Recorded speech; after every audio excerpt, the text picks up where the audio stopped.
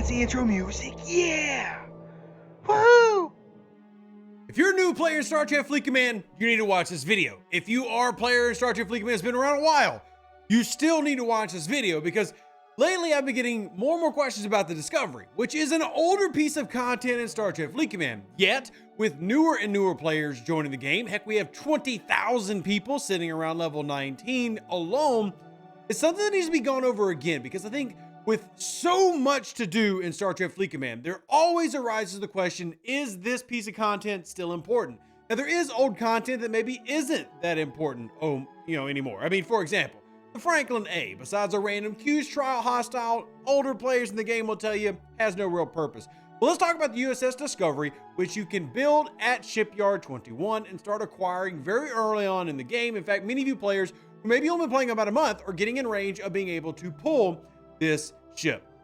So let's discuss several things. 1, sourcing. 2, crewing, how to use it, why it's important, and how it can last very deep into your game. More for some people than others, but we'll cover all those different little individual nitty gritties. Now, how to get the ship is quite easy. It is part of an event every Saturday called Cosmic Cleanup. You complete your Cosmic Cleanup, you'll get 100 of the Galaxy tokens that you then would use to get USS Discovery blueprints. And then you will go through about a slightly more than 2-month process, if that's the only way you do it, to get your Discovery unlocked. Now, you can expedite this process a little bit by using event stores when they roll around, but that happens about 3 to 4 times a year. So that's not necessarily a guaranteed, if you watch this video, there's one active. However, this is always active every Saturday, so you want to plan for it. Now, ignore the sarcophagus, but I included the other portion of the battle debris simply because it will pay off some of these spore drive components, which is what you need to actually upgrade the ship itself to get it to tier 9. And that is the goal. So the big thing that you're going to run into here with the Discovery is, for the most part, meh. Like, it doesn't really do anything in the game for you until you've unlocked summoning, until you get it maxed. And let's talk about the strategy of how to go about doing that. So the first thing you want to work on is upgrading the Discovery first, maxing it out at tier 9, getting it as high as you can. So if we back out real quick and go into our research tree, you'll see the Starships research tree where you can see all of the Discovery stuff with the cultivated mycelium jump efficiency, the USS Discovery warp range, impulse speed, the actual ability to do summoning, which is its big ship ability. All those are important researches. And to give you an idea of what summoning actually is, I will take my Discovery out real quickly to show you. So we'll kind of pop her out real quick. If you click on it, you have this ability right here, which when you click, allows you to summon a ship to the system the Discovery is in. If you have a ship in a dock or a mine or way off on a node, you can bring them home, bring them to where you are, regardless of the warp range of that particular ship.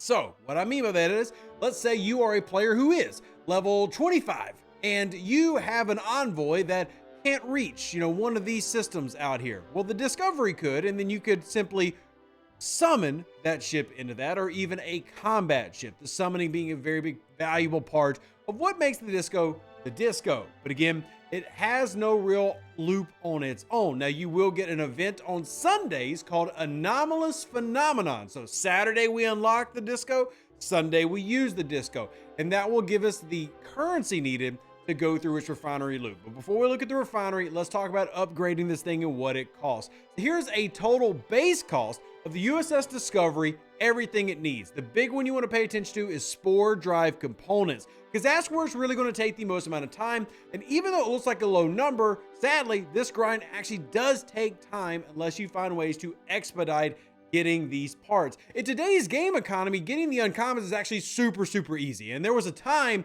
where getting, 2,000 uncommon gas and some rares would have been a real pain in the neck. But thankfully, this isn't no longer the issue, just this bottom part, okay? That's going to be something you want to focus on, which is why it's important. Do your anomalous phenomenon every Sunday.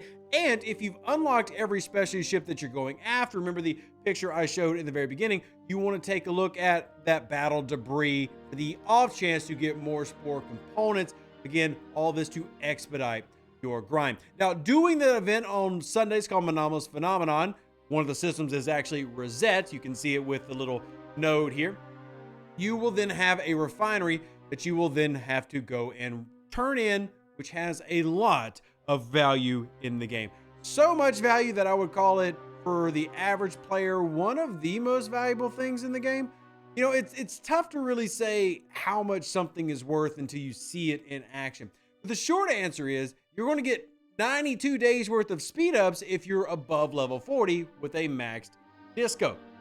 The disco refinery is real big for that, as well as giving you the components you need to upgrade the ship. And you will get normal speed ups at lower levels. You don't get the 1 day speed ups until 40 plus, but that's a really big thing. That's why so many people love the disco, because it can give a lot of speed ups and helps with the time progression loops. Because you can see right here on my, 10 days, 61 days, 43 days, 98 days, and that's actually some of the shorter times.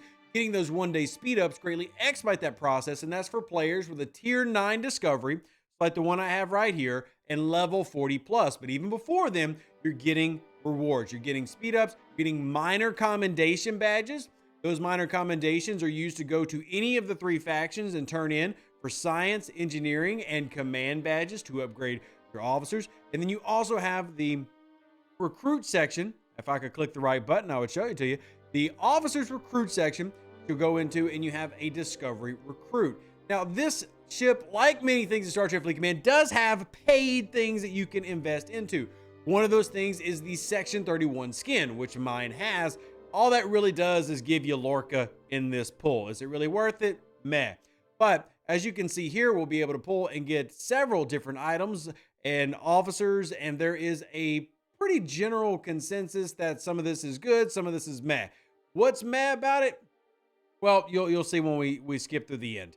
Open all 4. You're going to get a little bit of ship XP, kind of meh. The spore drop components is big. You saw I just did a 5 chest pull and didn't even get 500s. That shows you the slowness of it. And your officer pulls on your epics are going to be a little bit slow as well. So I don't want to make it out to it's the fastest loop in the game by any stretch, but you do want to work through it. Again, the issue with the Discovery and why a lot of people, question, should I invest into this, is because the grind is long and the payout feels like it takes a while to get into it being worth it. But at the same time, it absolutely is. Let's talk about officers real quick. All 3 of these you can obtain through that menu I just showed you in the officer recruit. And this is going to be your primary way of running your disco, because Network Navigator here with Stamets increases the cost efficiency of using that summoning ability, as well as his partner Hugh also does the same thing. And then I just have Saru there for full synergy. We want to give as much of a bonus to this ability as we can. That's going to be your general run of what you do. In terms of total researches and everything, we did kind of cover them a bit, but here is the list just for all of them. Now, the Prime Discovery Warp Range I'll talk about in a second. Again, that's for if you want to spend money. Personally, I think that's silly, but the only people that really affects right now in the game are players that are up in the mid-high 50s and 60s. And there's simply not a lot of those players. We're talking about, 5,000-7,000 total people in this game, in a game of over 200,000 active everyday players. So I'm not saying it's not important, but for most of you watching this video, it's not really going to apply. However, the Discovery Warp Range, once you've maxed out your disco, you're going to want to start working on those. You see that starts at level 31. Summoning starts at level 30. So again, you're going to unlock the ship in the 20s, not really use it for much besides its natural loop on the weekends, but it does get important later on. Impulse speed is nice. Then you have the cloaking, which again is something that you can choose to go after if you want to. Meh, I would never personally go after that. But let's talk about warp range real quickly. Bam, here's the big sheet. Here is what a maxed warp range of the Discovery is at every applicable level, as well as researches, things like that. So generically speaking, your normal base cost with max range crew is 240 and generic crew 200. And if you'll notice, that's what mine is. I was at 200 at level 49. This goes by ops level right here on this left side. Now, as you go to the right, you'll see different things get added to it that increase it. The second star to the right is actually Fleet Commander Kirk, Admiral Kirk, and he has an ability that once you reach Command Center 40, can boost that warp range even more. So for me at 49, I could take it up to 212, and with warp officers like Crush and TOS Scotty, etc., I could take it up all the way to 253 at my level, which would be one of my furthest reaching ships, not matching the Voyager, but still getting quite far. out there. And then as you level in the 50s, you see it goes even higher if you've purchased the primes I talked about.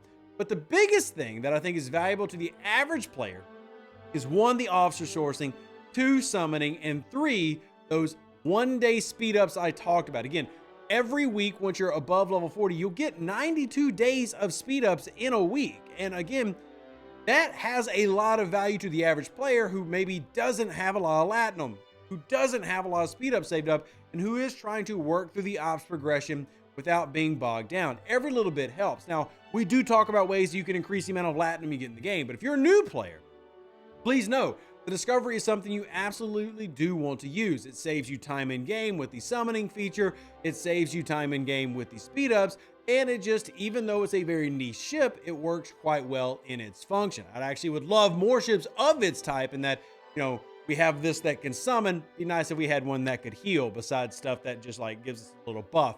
But in today's game, this is a old piece of content that still is relevant today. So if you're a new player in the game, make sure you start working on it. If you have questions about it or anything in general, but specifically for this video, questions about the Disco, drop them in the comment section down below, and I'll try to answer whatever I can. If you're a mid-level player, we consider mid-level in the game right now anywhere from the mid to high 40s. That's kind of mid-level, high level being 50 and above. If you're a mid-level player, obviously you can have a tremendous amount of love and advantage.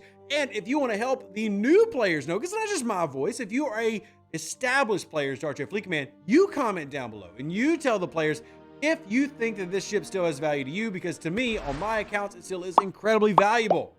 Hopefully this video helps you out, and between arcs, we try to put out this type of content to educate and edify all the players in Star Trek Fleet Command. Let me know if you liked it. Live long and plunder. Stay safe with our Space Cowboys. Deuces, that's me. Catch you on the next Star Trek Fleet Command video, and that will be very, very soon. An even better outro than the intro. For the Empire and glory to your house.